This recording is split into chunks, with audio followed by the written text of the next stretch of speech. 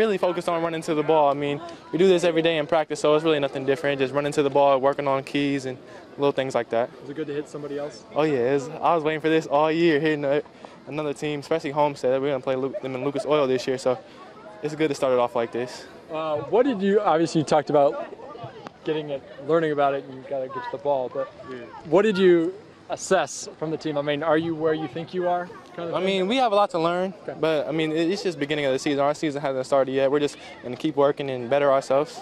Is it fun to play on offense like that, where they spread it out and you guys got new corners, new safeties? Obviously, the guys in the middle kind of know what they're doing, but is it good to play a team that's a spread offense? I mean, it's cool to play a team that's spread offense. It kind of reminded me of 7-on-7 a little bit. There was a lot of passing. I was waiting for them to run the ball. You know, it's fun. Is that? I mean, there's not many teams in the SAC that run the ball, though. I mean, they do, but they. Yeah. I mean, how good is it to see them, and how ready are you for the season? I mean, we're ready. We just, work on pass drops. A lot of teams just throwing the ball, not really trying to run on us, so we're going to work on our pass drops to get better at that. All right, now that you've seen one game, one scrimmage kind of thing, what are the expectations for this team? Our expectations, we need mainly our keys. Stay focused on every play. Even when we're tired, just stay focused.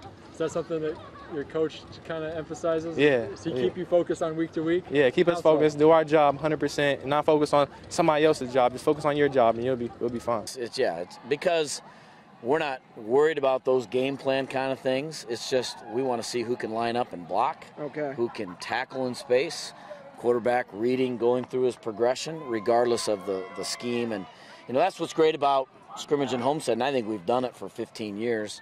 It's a true practice, and it's a true assessment of the important things that we want to get done here at this time of year as opposed to game 5 or sectional time. Now, up until 4 years ago, you were in the biggest class of 5A. Right. Then you weren't in the biggest class. Is the media making too much of Snider going 6A this year? Or we have not gone about anything differently. The recipe for success when you get to those games is no different. Whether you're playing this opponent or a school that is so-called 6A. For us to be successful, the same things have to occur. And so that's been our focus all summer. That's our focus as we progress through the regular season, so that we're playing our best football by game 10 when those playoffs start. And it doesn't matter whether you're playing, 5A, 6A in championship settings, you better be playing well or you're going to get beat. Right. Now, I know you have no control over your schedule, really. I mean, you just got to play within the conference. But you always challenge yourself schedule-wise. I mean, I always thought you were ludicrous with what you did schedule-wise. The pens and the cathedrals. Is that kind of part of the philosophy of, like, you always wanted to play the best to prepare yourself to beat the best?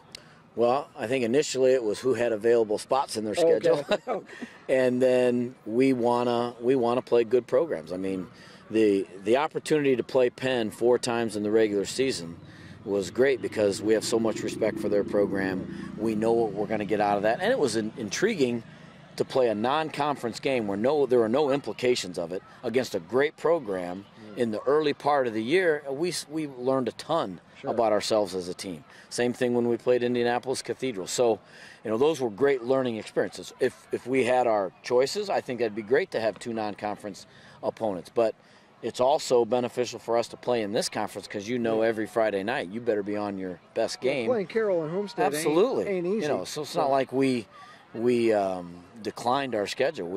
And it ramps up the regular season because every conference game is a Friday night, and you don't have any of those weeks where it's not the conference championships on the line. All right. Thanks, Coach. All right, guys. Coach, well, what did you learn about your team? You mentioned you want to learn something now before it gets to week 5. What did you learn?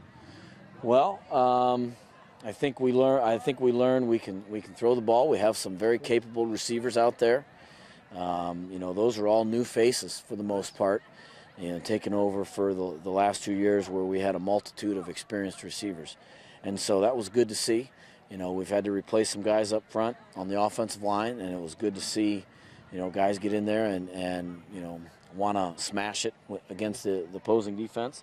And then defensively, out on our perimeter, everything's brand new. The corners, the outside linebackers, defensive ends. So, we rotated a slew of guys in there, and so we'll get the chance to evaluate and see, kind of who can do the job, who needs more work, kind of what that depth chart will be. Is it good to play a team like Homestead that spreads it out, that does it? Well, it's great to play a group like Homestead because they're well coached, they're very well schooled, they play fundamentally well, so you get a good measurement of how well we are doing those same fundamental things, and it's a true assessment of where you are at this point before the regular season, and allows us to identify very specific things that we need to work on that will allow us to have a chance to be successful.